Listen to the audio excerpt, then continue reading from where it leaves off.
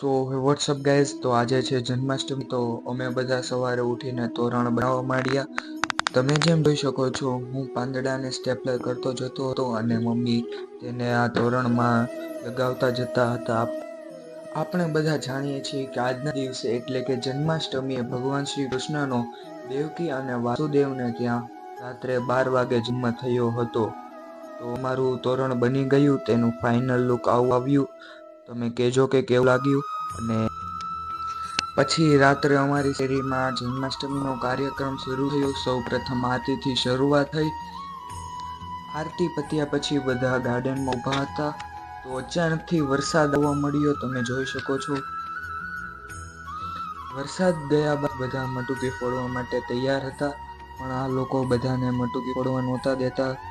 આ લોકો ઘડીએ ઘડીએ બધાને પછાડતા હતા. તેમ છતાં પણ અંતે મટકી ફૂટી જ ગઈ. Thanks for watching.